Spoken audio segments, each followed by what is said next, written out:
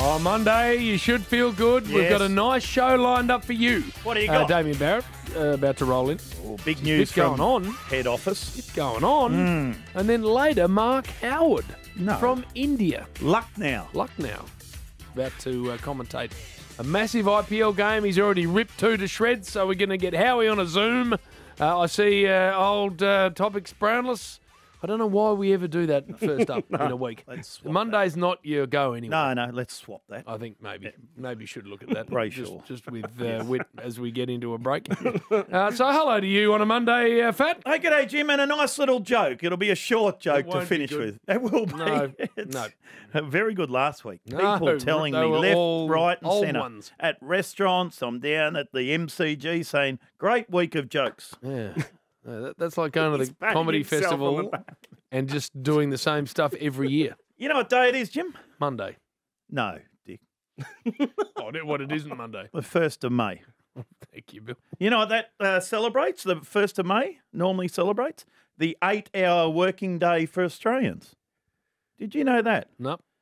Don't get it mixed up with May Day, which is a word used by aviators to sound... I don't know. What's going This is on? what happens on a Monday. To send life-threatening emergency call is the Mayday, Mayday, Mayday. Yes. You say it 3 times. Yes. But that's right. 8-hour working day is the 1st of May. It celebrates that. Right, does Just it? some info for you. Yeah. Unlike our 2-hour working day, Jim. What, slightly longer than 2? Well, Rabbits only does 2. G'day, Rabs. Oh, Darcy, a bit of heat in the contest at the moment. Absolutely, yeah. We've had to work really hard to get back into this game. They just absolutely slaughtered us in the first quarter. Feels like we didn't want too many handballs. Their big guys came to play, their mark and everything. So we had to fight really hard to stay in that one. All right, good luck in the second half, mate. Didn't quite have the 7-second delay already. Hutto couldn't hit the dump button. Yes. What about Darcy? Been so good with his chats and his talks, and then he drops the magic. Just a little magic. So everyone does it now and then, Jim. Right. Righto, Raps. Now on Triple M's Rush Hour, Hurry up, Bill, and get to the rap. it's Billy's All Sports Report. Legends making legends at Builders Academy. buildersacademy.com.au. Here we go. There's a new CEO of the AFL, Andrew Dillon. Well done, Dilza. Well done. Look at Damo. He's got no idea what Be to do with. touching on that with Damo when he comes in. In-house lawyer Yeah. since 2000, Jim, including General Counsel, which is the in-house legal department. Right. So well done to him. Very Married to good. Paul Sheehan's daughter. You know, the Did famous he? cricketer. Yeah, Used to be the from Geelong. president of the MCC. Very nice man, and she's lovely too. They're good people. Well done. Principal of Geelong College. He was, and then Melbourne Grammar. And then me and Oscar having a kick on Geelong College one day. Just a little kick. Yeah. So a car pulls up, bloke gets out, walks beautifully. Paul Sheehan. Sorry, can't kick on the oval. You're not allowed here. Good, kicked you off. No, lovely bloke. Beautiful Very looking man, yeah, good looking stylish. bat. Stylish, that's the word. Stylish. Played 290 games, Andrew Dillon, for old Zabs. Taps. 6 premierships in a row. Wow. Back to back to front to back to back to front. What's Onion wearing outside, please? I'm not He's got a quite horse sure. blanket on. Oh, he's not right. Over his Big head. country road or something like that. Here's Andrew. Very humbling moment, I would have thought, for him. It's a really humbling moment for me to be appointed as the next CEO of the AFL. It's really important, and I can't stress it enough, that we are a game for everyone. A game that is and will remain accessible, affordable and safe, and a game where everyone feels welcome. I believe strongly in the power of footy to connect people, regardless of your background, gender or beliefs, and I want to have footy in every home across the country. We're going to make sure that football is the #1 sport of choice for everyone all across Australia. Well said. Well said. Community and country he's going to get involved in, which will be great for a lot of those country teams out there. Yep. Cozzy Pickett has signed on for 4 years, Jimmy boy. Nice. Geez, he's gone. They in were the circling. They were Port Adelaide. Yep. But he's gone into the midfield and playing some really good footy. So well done, Melbourne. There. What about the Pies winning again, Jim? I know. Could you believe that? Ridiculous. We'll get to that with Damo. Will we? Yep. That's what he's in for. Are you Talk talking about footy. that, Damo? Oh, it just gives a little nod there. We won't talk about No. Dimmer then. No. Because Damo, Dimmer. Yes, all right. Cricket. You're going to talk about IPL, Damo? Thinks he knows everything. Look at him. The Mumbai Indians, Jim, needed 17 runs off the final over, okay, to win overnight. Yes. Tim David steps up and have a listen. What happens? Straight down the ground. And it goes for 6. 6. And he goes again. 6 more. 6 more. Smiles on the faces of the Mumbai Indian supporters. Bang! It's 3 on the trot. It's all over. It's history created. 1000th game of the IPL. And it's the Mumbai Indians who pulled it off. Only needed 3 balls. How good did that sound coming off the bat, by the way? That's well done. Good hitting. Good hitting, David. Well done. There. David. Just giving him surname only. Good hitting, David. Yeah, right. David Tim. Live Golf. Guess who has won back-to-back? Guess who won in Adelaide? You were there. Taylor Gooch. Graham Gooch. Yep. He's beat Sergio. Yes. Again. In a playoff, Jim. Back-to-back. Another $4 million check. Yes. US. Yep. Well done to him. That is great. Nuts.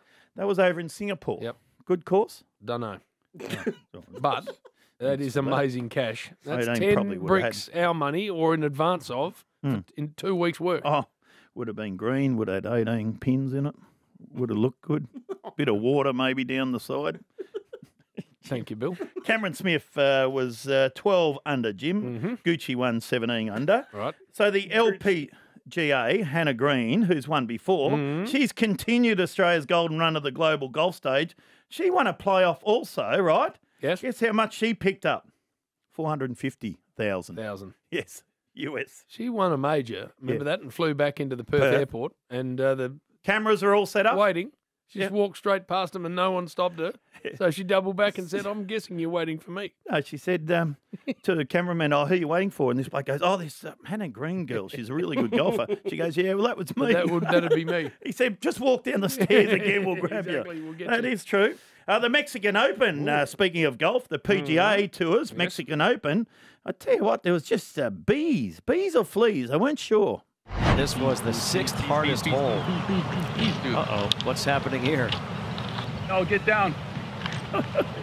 They're being swarmed right now with bees. Oh, my goodness. Guys, I'm lucky. I'm about 150 yards away, but all the players... I've never seen this before.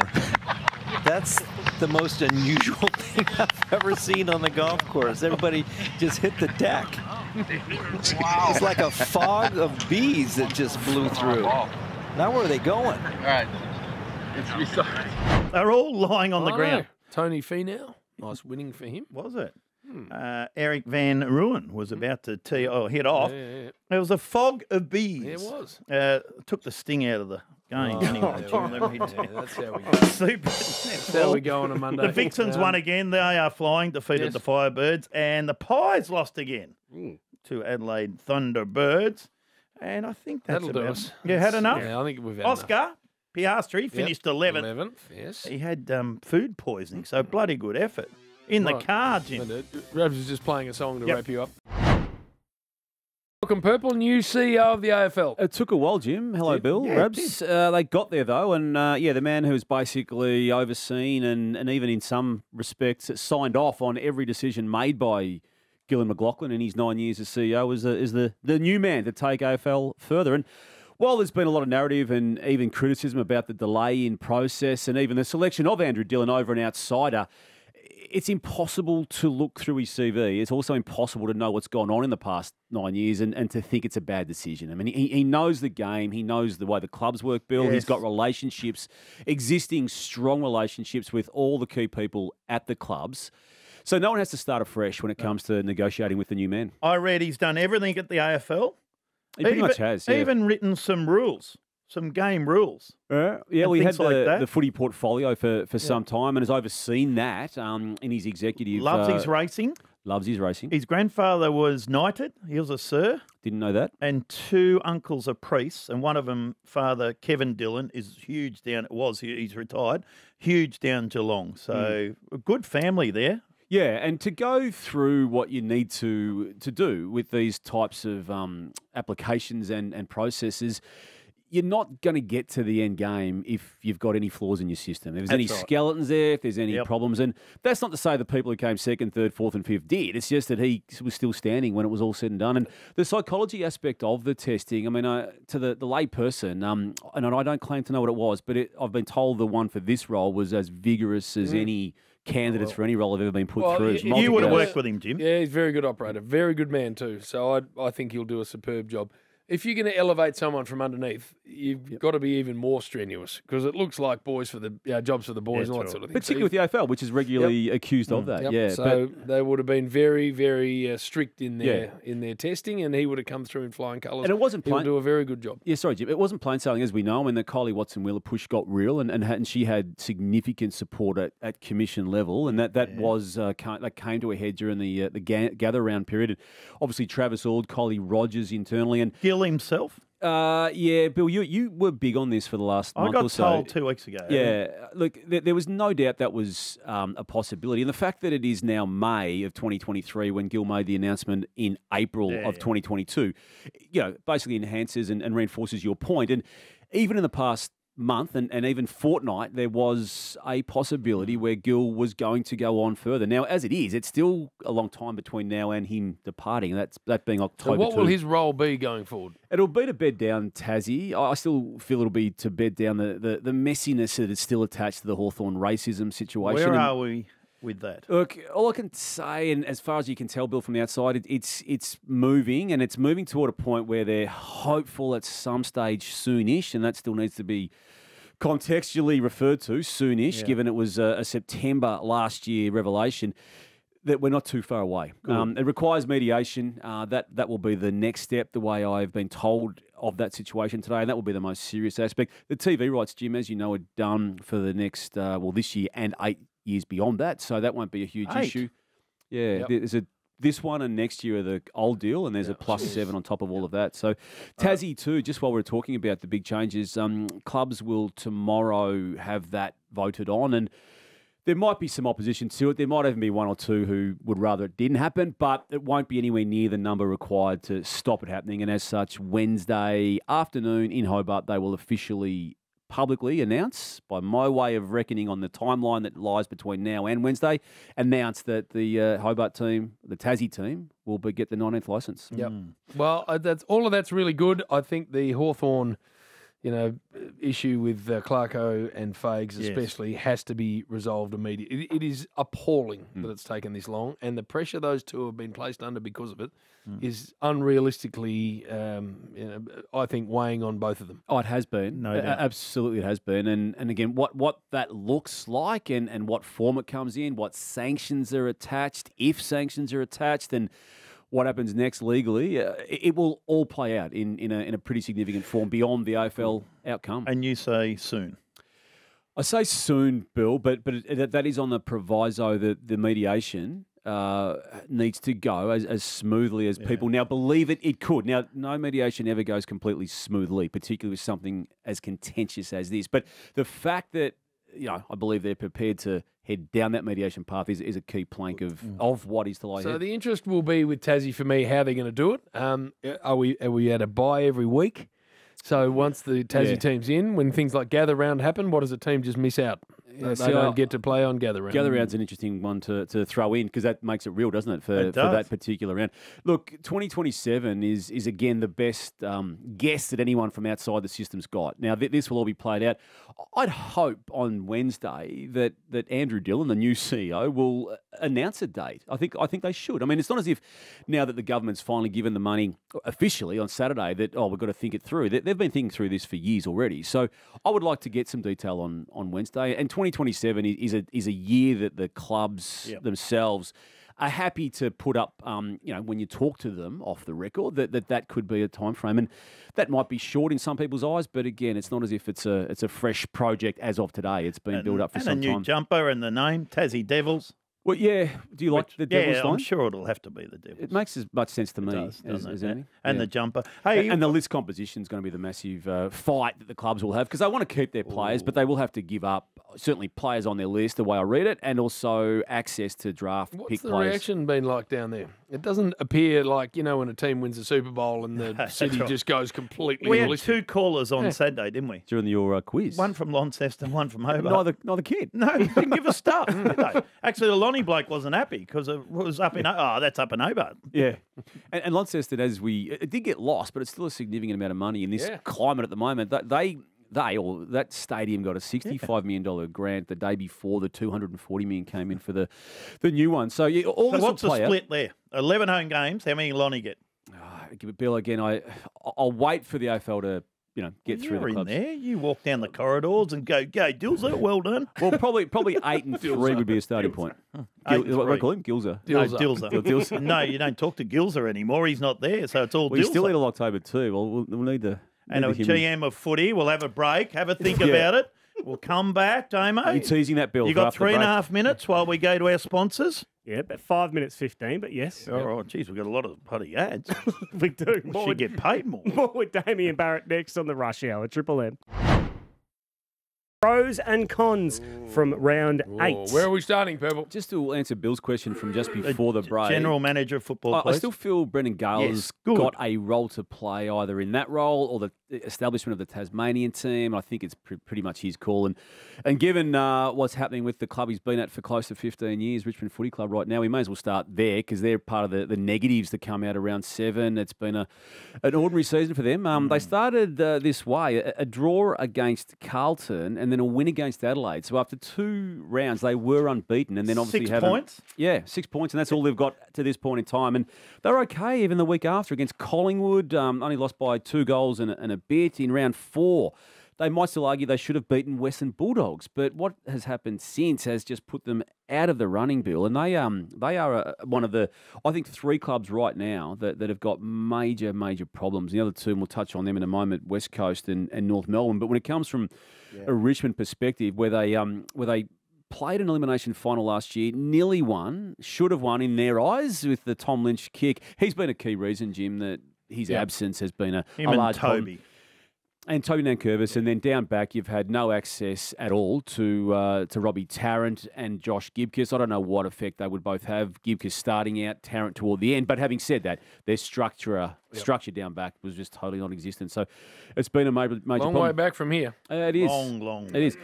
Just on those 2 other clubs, look, the raw maths on this. West Coast has now won 3 of its past 33. That goes back to very late 2021.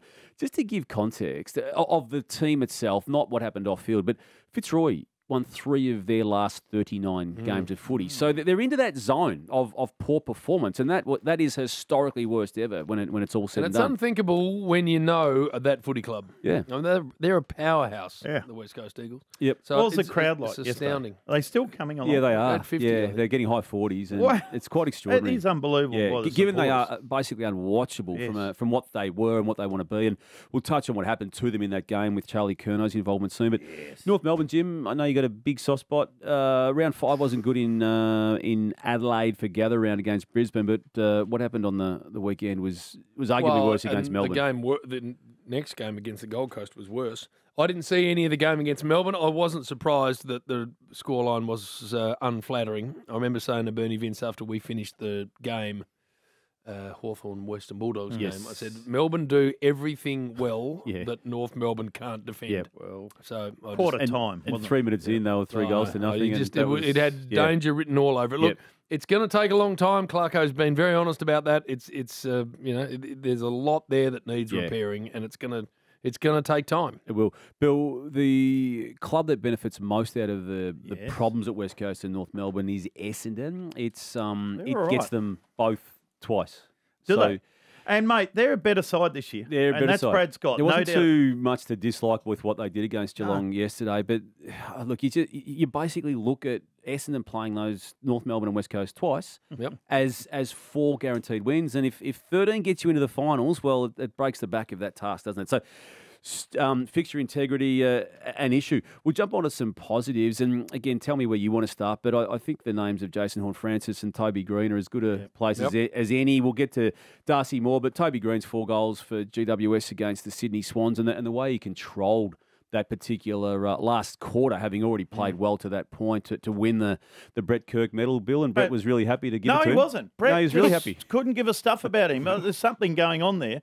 Brett just go to him and took off as quick as he could. No communication, was Toby Greene got the 10 coaches' votes, and Jason Horne-Francis got the 10 Yeah, coaches' obviously that was a Friday night game against St Kilda. So, look, best on ground in that game, and I thought he was, and I thought Travis Boak was outstanding too, but I thought Jason Horne-Francis was really good. If you go back to round 1, when they set their season up with a big win against Brisbane Lions, I thought he was best on ground then. And if you then go to the last quarters of other wins they've had, Western Bulldogs 1 week, and prior to that, the Sydney Swans, he's had a really good start to his career as a Port Adelaide player. The big boys, Bill, we can't go any further in the positives without getting to them. And this is your space because Tommy Hawkins then joined me and Ablett. Well, Carlton won by 108 points. Kerno 9, Mackay 2. There's 11 with the big boys. Huge win. Well, that's about an Ablett Brownless split. Yes. So this is your space. And then that was the split in the Brownless in the grand final of 89, wasn't it? That was an 89. Thank you, Damian. Kicked 11 when you fell over the goal square and missed the... Geelong 1-2, Hawk 8. Can you believe that's the most he's ever kicked? Yeah, he's kicked 750. In game 334. Yeah, and Jazza kicked 3. So there's 11 goals. So the big boys, they're kicking goals, and guess what? Their sides win easy. Yeah, so they're both back on track, both Kerno and Cameron, aren't they, with 30 goals to their name after the 7 completed games. You do the maths on that, they'll get, if they stay fit and they play finals, and they might even get there, in the home and away season, given there's an extra game. 100 goals, I'm talking about, yeah. Hey, so what about Collingwood? Yep. They've won 9 games under Craig McRae by less than a goal. So 9 wins from these 32 games have been less than a goal. How good's that? And 10 of 13, their last 13, have come from behind at three-quarter time. Yeah. I don't know where to start yesterday. Darcy Moore is an incredible athlete. He's an incredible captain. And inside 7 matches, he's put himself into the conversation of competition best captain. And that takes some doing. We saw what he spoke about post-match. We saw what he did at half-time, which you've already played today, Bill. But just standing up in those last moments and to be prepared to move up the ground to block it. The 5-day break, the no goals at quarter time, Pendlebury not being available, Kruger going down in the first quarter, 23 points down early in the last quarter. Ash Johnson smarts to just tap the ball through for a behind.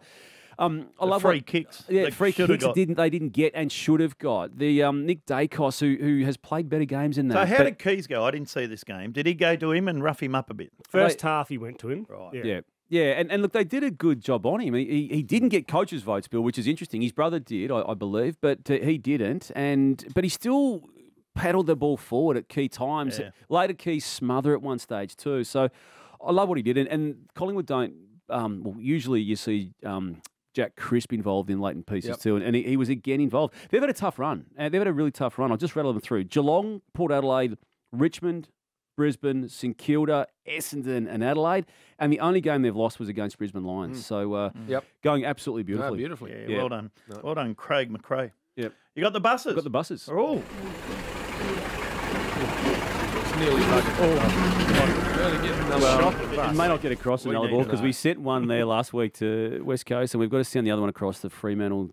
So we need that second one. Then I don't like doing this in the studio that you're in, but we took it away from Arden Street last year. Yep. I think it's going back. Just to see what's going on. Jim. Just to get it through a couple of weeks, Jim. It needs some support. Oh, come on, Jim. Yeah. Well, you used to be president. You're the president there. You still got the phone call. I'm not the president. Big red phone goes off in your bedroom and it's Clarko. You helped Clarko get the gig. You helped North set that up. Actually, I'm a big supporter of the club and him, but it's got nothing to do with me, so get your stupid frown off. Look at him. He gives it the, come on, Jim. Your fault. With his stupid white furrowed knight. brow. You might have to go back, Jim. No. Help Ride the white horse in there. I'm very confident they'll get it right, but it's going to take time. It's going to take a lot of time. So a bit of patience. But the bus will be there to see still what they sending do. There's no parking there as it is. No, it's actually very hard. There are parking hard there. to get a parking and they've ripped out some You're parks going to as take 4 parks up with a bus. We'll have to go to the Lost Dogs home around the corner to park. Come on, Jim. All right, well done, Damo. Like that.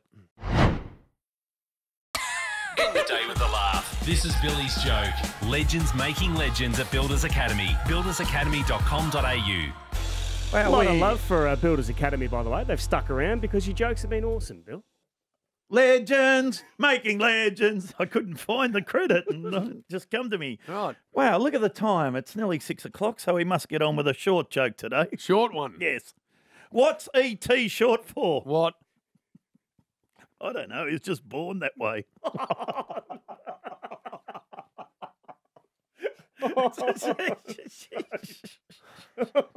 Not bad. Girls are laughing. Oh, maybe not her. She doesn't laugh at a lot anymore. No, that's because she's a sane, No. normal, intelligent I think person. She's got the same blood running through her veins as you Born have. that way. Jimmy Jokeless. Born Right, that Rabs, way. hit it. He's short. Yes! Born that way. That's why he's short. So you actually think that's funny? ET. What's it short for? I mean? Can't even get it out. Let alone make it funny. You can't get it out. He was born that way. Poor old ET.